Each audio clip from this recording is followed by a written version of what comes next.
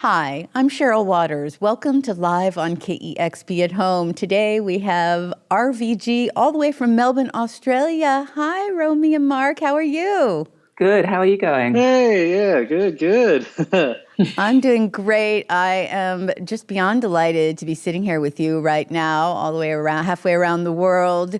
We had been wanting to set up a session with RVG for, I think, over a year right now, but for a while you weren't able to get together and play as a band and make some videos for this session. What was it like not to be able to get together for so long? It was pretty bad. Yeah, I mean, this is doing the sessions the first time we've seen each other in months. But fortunately, last day today, so that's good. So.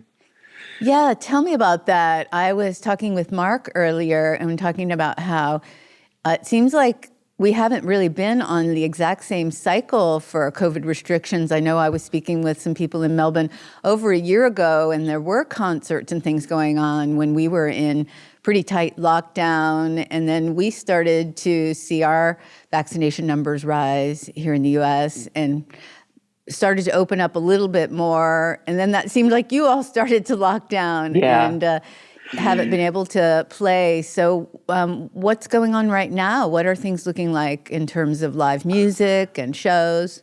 I think they're slowly coming back now. I think we've just finally kind of gotten to a point where we can start easing stuff now. We had a pretty good middle though. Like the end of last year, early this year was pretty fun, but I guess it's all different. The rest of Australia it's just the east side of Australia. The rest of Australia has been pretty good mostly for the whole time. Well, I'm glad we worked it out to be here together today. Feral was on my list of my favorite albums of 2020. It is such a wonderful record. And I actually first discovered RVG when I was in Melbourne in 2017, and I hadn't heard of the band. I was invited to a show at this beautiful venue called The Forum, and you were playing, and a lot of people, I think this was November, December 2017, and a lot of people were talking about you and saying, make sure you get there and that you can see them. And that's the year that you had released your first record, A Quality of Mercy. And again, just such a beautiful venue and what a great show. So I fell in love with you then and had been keeping track of you. And then when Feral came out, I was so excited. So you and Marc have known each other for a while. You used to play together in other bands. Tell me a little bit about the history of the band. Yeah, we used to play in another band, me and Marc. Marc quit. And then that band kind of died partly because Marc quit, and then I started another band, and then Marc was like, can I play drums for your new band? And I was like, I was like, I don't know, Marc, I don't know. Yeah, but I guess just I at the time, I'd played in bands before. We'd all played in local bands, and kind of just I wanted to make some sort of kind of tape, like a record of songs, and Marc and a few other people, Reuben, were like, let's play music together, and it just kept doing it, really, which is until now. Well, yeah, I vividly remember actually seeing you play a live show at the Tote Front Bar, and it was just like, I was just like regretting. The songs are a lot better, to be fair. What, before? No, like now they're better. Yeah, you need. Yeah, I was like, you need a band behind you, and I want to ride on your coattails. You're lucky Romy gave you another chance, Marc. Yeah. Well, let's listen to some of the songs that you recorded for KEXP. We have 3 great ones to share right now, starting off with one that we've been playing for a few years now, Alexandra. It's RVG live on KEXP at Home. Enjoy.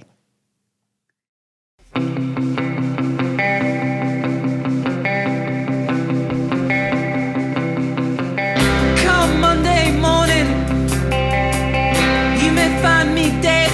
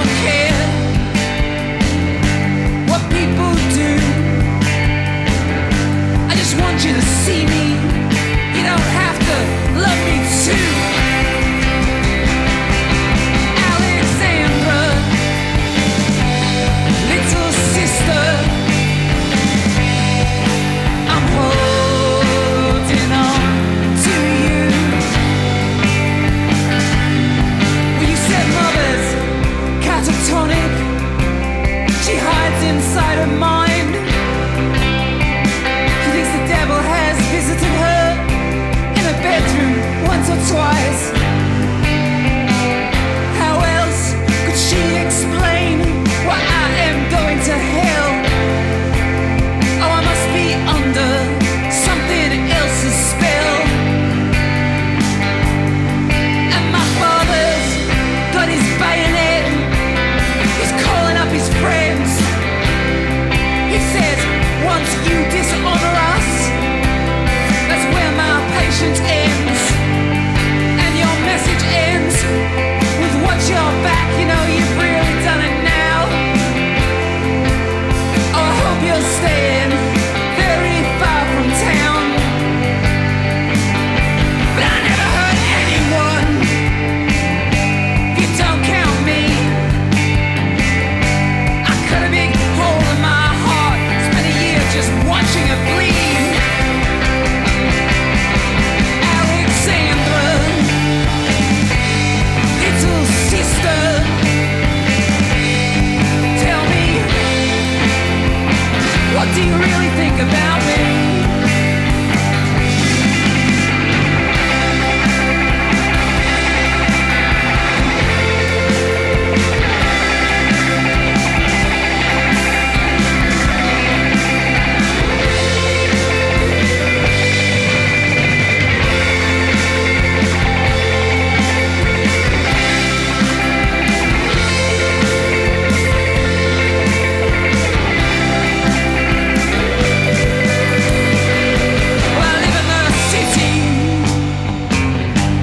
Come to the country,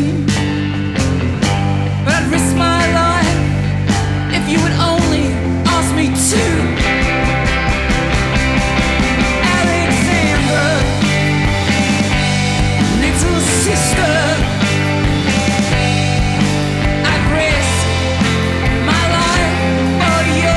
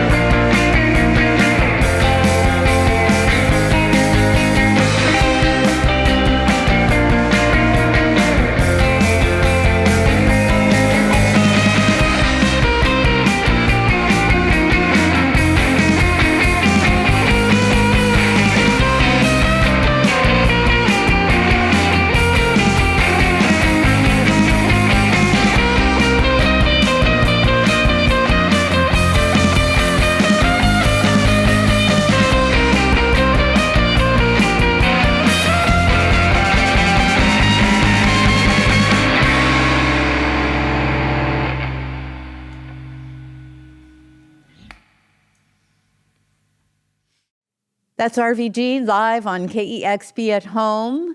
And tell me about where you've recorded those songs. That looks like a cozy little space. Yeah, it's a place called Soundpark, which is kind of very close to, it's the closest to all of our houses. It's kind of, but it's just a nice little recording studio. It has rehearsal studios at the back that we've been rehearsing in for a couple of years now, which is good. But very, very nice. You know, it's you kind of, when you rehearse there, you sort of run into other bands everywhere, and it feels good. It feels good. Like, we've always had a really good time doing stuff there. Run by a legend named Idge. He's like done so many. What is he? He's done like so many albums. He's got them all like in his room. So you have like Dave Graney and all that. Yeah, yes, it has lots of stuff. It's there's only so many places you can record in Melbourne. There's 3 or 4 studios, you know. He's got great gear. So a lot of people pass through that. Well, those studios must be really busy because there are sure a lot of great bands in Melbourne. Yeah. It's I'm very excited to actually see some bands when we get out of lockdown. It'll be good. It's a great band every night of the week somewhere in Melbourne. Romy, you've described yourself as a very lyric-driven person, and the lyrics always jump out at me when I listen to any song of yours. The lyrics in Feral are just impossible to ignore. They're imbued with such feeling, such honesty, humor at times, and they also share really intense and difficult experiences. When writing Feral, did those stories come easily to you? No, they don't. I think it takes me a while to write stuff. Like, not just because I could be pretty lazy sometimes when it comes to like putting songs together, but just it is kind of like the kind of songs I want to write. It is quite uncomfortable. Like, I don't have the kind of voice where I can kind of where it doesn't matter what I sing, because it kind of just, the words do stick out with my pronunciation and stuff, which is kind of partly from coming from Adelaide and having like a very weird accent, kind of a weird British Australian accent. So I've got to make the words count, and the best way of doing that is to kind of just go for it and kind of do things in a kind of particular way. But yeah, it's difficult. It remains difficult. Well, the first song that we just heard, Alexandra, is a mixture of autobiography, but also stories from articles that you've read. You said that you've pieced together into this hyper-realism song. And to quote you, in past interviews, you've said lots of melodrama in there. Yeah. Do you typically look outward for lyrical inspiration, or where do you find your stories? And I generally, I guess, I do look outward in the sense that it's much more of an interesting thing for me to kind of find characters and situations that make it so it's not just me being like very direct, like first person emo kind of music. I like to have a little bit of a spin on it, but at the same time, it sort of has to connect to something in my life. So it's kind of, I end up with these kind of weird things, weird little stories that sort of I can really relate to, if that makes sense. Well, almost every time I play a song, one of our listeners, which we're in the fortunate position here at KEXP, where we have direct connection with the listeners when we're on the air playing music, and they email in and they text in and tell us how they feel about what we're playing. And every time I play an RVG song, I hear from one or more people. I mean, the lyrics jump out even at first listen. So something in there is definitely resonating with people. You first released Alexandra, I think back in May of 2019, and though I imagine the album had probably been finished a while before that, but as touring is going to be starting back up again, and you've gotten together with the band to play this session, you know, you've started, you've stopped, you've started, you're stopped. What does it feel like to revisit these older songs 2+ years down the road? Yeah, it's hard. I think, because kind of, I mean, we held on to this album for a while. I'd written the songs. A lot of the songs go back like a couple of years before we released it. And I didn't really write any new songs because I wanted to maintain that energy. Like I wanted to kind of, in preparations, I just wanted to kind of focus on this as a thing. So I didn't really write anything new. And as soon as the album was released, it kind of felt like things had kind of moved on a bit. So I started writing heaps of new songs. And so going back to it, I think that like, it's a good thing that I'm not as connected to it like as I was back then, because I think that it makes me sing the songs better and it makes me kind of appreciate my work a lot more, because I think I was just a bit too involved when we were going through the whole process. And we have a bunch of new songs, so when we play shows, it's going to be like fresh but nice, you know. Yeah, it was fun to hear some new songs today. You included some in this set. You just played Tropic of Cancer. That was the second song there. Tell me about that song and the new songs and how they feel to you. Tropic of Cancer. We went over to Europe in like 2019. When we had two tours, and in the middle of it, I decided to just stay in Berlin and try and write something, because I was kind of like, I was getting a bit like, I had pretty like what I was saying before about kind of not being able to write new songs, and I kind of wrote. I was like, I'm going to go to Berlin. I'm going to sit in a room and I'm going to try and actually write like an album's worth of songs. And I just got distracted and I wrote about half a song, which was Tropic of Cancer. And so I kind of, that's kind of the oldest one of the ones we've written. And yeah, I don't know. I kind of, my best friend's a Capricorn and I'm a Cancer. And I was like, I really like you. Capricorn. Oh, really? Well, yeah. Yeah. I was like, I'd much rather be a Capricorn than a Cancer. You know, I guess like it's just kind of a weird, coming from a weird perspective like that, I guess. That's so weird because I'm a Capricorn and all my best friends are Cancer. And yeah, I think it's a thing. It's a thing. It's definitely a thing. Yeah, I've heard that. I can't remember which is which, but they said when you're in a group of people that Capricorns are like the father and Cancers are like the mother. They sort of take care of everybody. Yeah, that works. Well, that's nothing like Romy. No? Tell me about the dynamic in the band, Marc. Oh, wow. Romy agreed yeah, but she just thought she was being, it seemed like maybe you were just being kind to agree with me there. Well, Marc and Reuben are both Taurus, so that kind of works out as well. I don't actually believe in star signs, but I like to kind of, it's a fun kind of way of kind of analyzing stuff. It's a good framework, you know? Well, the reason I kind of started to believe in them, although I don't study it in depth or, you know, or chart my life by it or make decisions with it, but, you know, when you find one day all of a sudden most of your friends are one sign, or you're drawn to some people, or you're like, boy, I don't know anybody of that sign. And it's like, okay, you have to maybe start thinking that there's something there. Well, Marc, what did it feel like, you know, to start playing these new songs with the band, and even just to come together and start playing again after a break? It was just like a bit of like a double whammy, playing like playing with each other again and being recorded and being filmed. It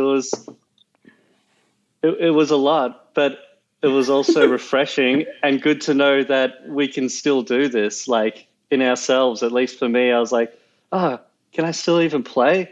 And sure enough, I think we pulled it off, and it's totally kind of got me on a better trajectory. I'm a lot happier for doing that, and been like practicing in myself and all that. Yeah, so feels great. The fact that we can like not see each other for 2 months and then have like an hour's worth of rehearsal and kind of do good work is good to know. I mean, this band kind of was always like, when we first started, we never really rehearsed that much in the first place. So it's kind of, we kind of have a weird callous about it. Yeah, blasé sort of. But at the same Works for time, when us. it does come to the crunch, we do actually rock up to interviews an hour earlier. That's right. Listeners don't know you were an hour early today, which I Daylight feel a little savings. guilty about because it was 8 a.m. for you and afternoon here in Seattle. So you're such sweethearts to do this so early with us today. Well, you definitely pulled it off using your words, Marc. These songs sound fantastic. Let's listen to a couple more. Here's another new song, Tambourine. It's RVG live on KEXP at home.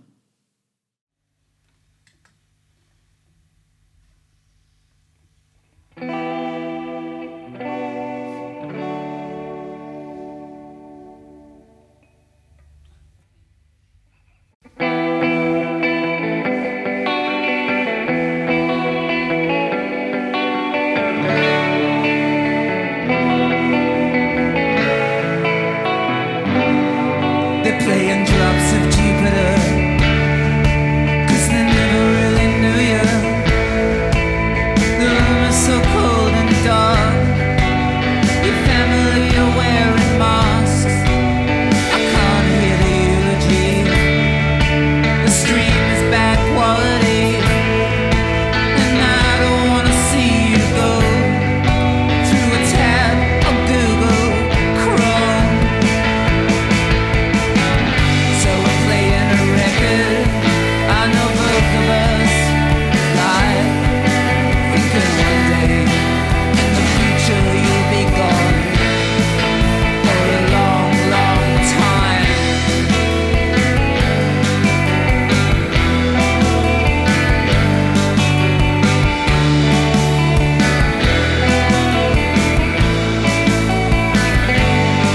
Will you message me from Sydney to just tell me that you miss me?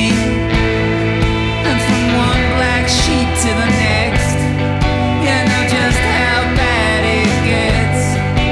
But I was feeling guilty. My guts were hanging out of me.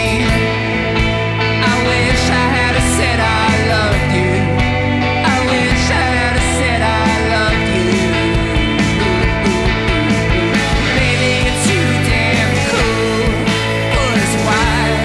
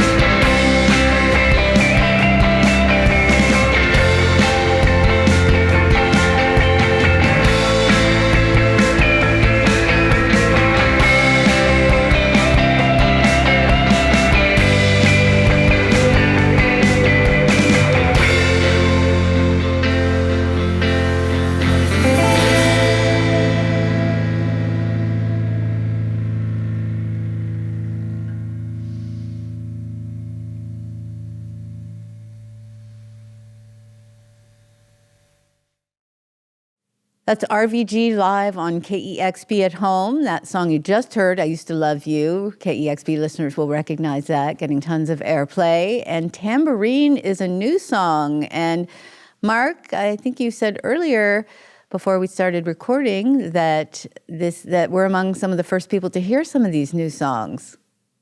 Yes. And you should be privileged. We do feel very privileged, and that's a great song. You recorded you mentioned the Tote earlier, Marc, and I know you recorded your first record, Equality of Mercy, at that iconic Melbourne venue, although after hours, so it's not a live show.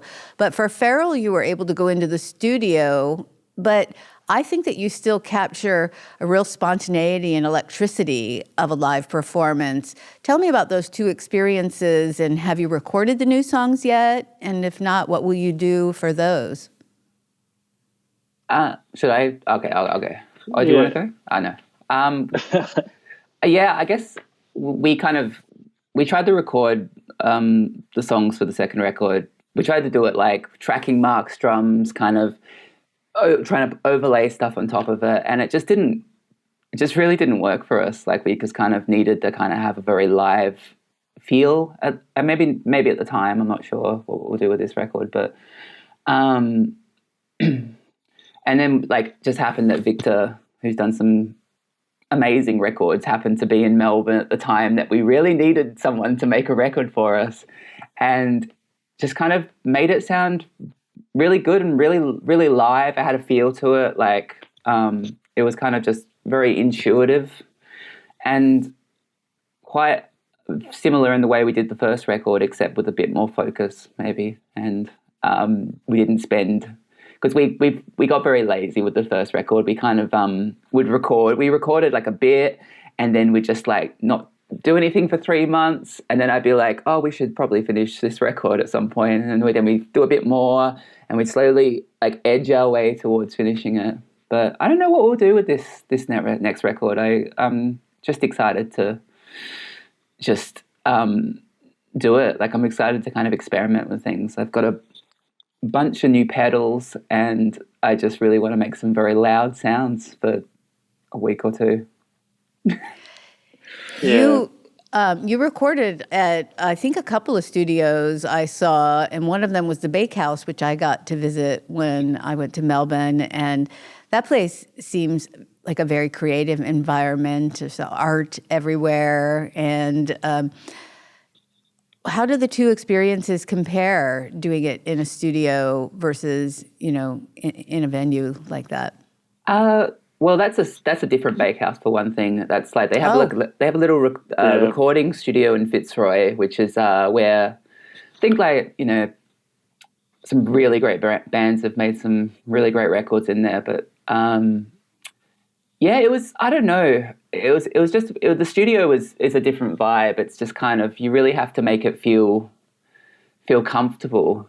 At the Tote, it was very much like we'd played so many gigs there that we just kind of like, and one of us at the time was working there, that it just felt like kind of a second home, But you don't have people banging on the window telling you to turn it down, which is what happened when we were recording the first record. We'd have someone who lived like 3 blocks away was like, "Can you please turn it down?" And it's like, this is a venue. This is like. So that's it wasn't. I love it.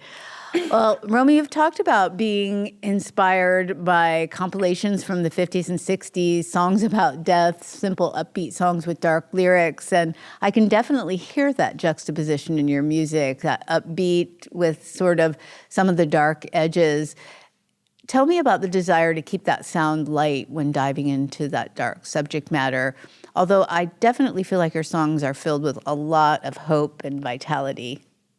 Yeah, I think a lot of old 50 songs are as well. I think they've got that kind of like that spirit of kind of looking at things in the brightest possible way. I don't know. One of my favorite songs of all time is "Last Kiss," the original 50s one, where it's kind of it's just a very intense song about this car crash, and it's just it gives me shivers thinking about it. But it's such a beautiful song. It's got these beautiful like major chords, and at the end there's like a little bit of hope where it's just kind of like you're sort of singing. It's just, I mean, that's kind of what I kind of try to model a lot of my songs on, is like that kind of feeling mostly, and like kind of death discs from like the 50s and 60s. There's a great compilation called The Grim Reaper's Greatest Hits that I listen to a lot, and that's probably my biggest inspiration. Is kind of, yeah, I guess the juxtaposition is just kind of like I don't like kind of doing things in a very kind of emo kind of kind of way. I like to have a bit of hope, and it makes things a bit more interesting. It kind of gives a bit of color to what I'm trying to sing about, and it makes people more interested as well. I don't think people would, if I was doing things like very discordant and like screaming at people, I think, yeah, you catch more flies with honey than you do with vinegar, you know? Well, those jangly guitars certainly pull me in like, with the honey there. They are so beautiful. You do all feel like you have been playing together a long time, and you've mentioned several times today how lazy you are and how you don't rehearse and you put things off. But when you come together, you sound fantastic. I mean, there must just really be a lot of friendship and trust among all of you. You seem to really enjoy playing together. Yeah. I think we're having a really good run at the moment. I think like I'm really enjoying everything now. Yeah, we do like to put ourselves down. It's an Australian thing, so tall poppy kind of thing. It's kind of a new band as well. We got Izzy on bass, a new bass player, and the new songs, to me, it feels like a totally different band and totally different, lack of a better word, vibe. It's a totally different vibe, and it's a lot more enjoyable. And I think we're a lot more open with each other now, been through quite a bit with touring and such, that it does feel like a family, whether or not, you do get annoyed at each other, but you know that it's just like you would family. It's great. And the new songs help. The new songs really add like an extra, add to the vibe. I mean, playing new songs has been really feeling really good.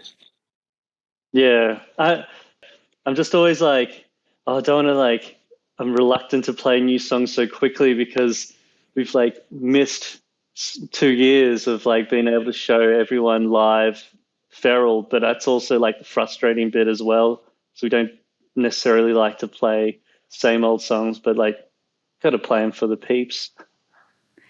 Yeah, I mean, you have missed so much touring. You were scheduled to tour with Faith No More in 2020, as I recall, and that got rescheduled for early 2021, and now rescheduled again for 2022. And but I know that the Pixies tour had to reschedule part of their Australia tour back in March 2020, but they were able to play 2 sold-out Melbourne shows before the tour was canceled. Yeah. So yay for that.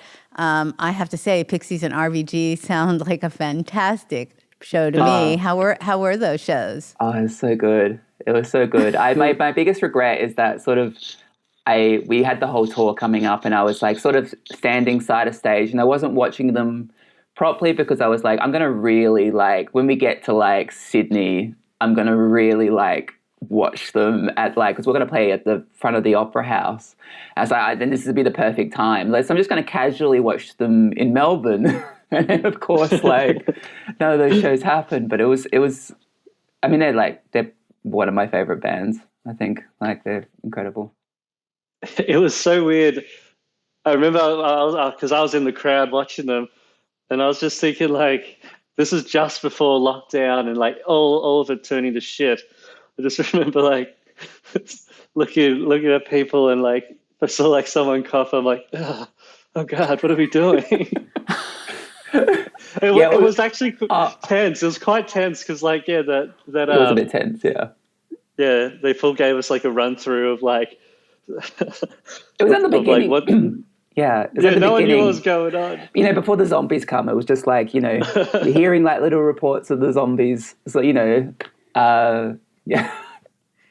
Yeah, it was so hard to even wrap our brains around what would come and what it would look Yeah. like back then.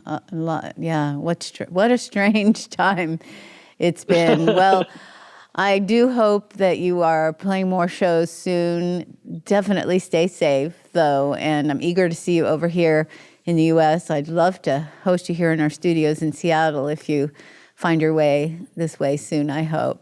Hopefully, yeah. Yeah. No, thank you for having us. Yeah, It's been really great. Oh, thank you Yeah, so real much. pleasure. Real pleasure. And thank you for sharing new songs with us. I look forward to hearing more. It just wet my whistle for those. Well, you've been listening to RVG Live on KEXP at Home. Romy and Marc, thanks again so much for joining us, and thanks to all of our wonderful listeners for supporting great sessions like this. We'll see you soon. Discover new music at listener-powered KEXP.org.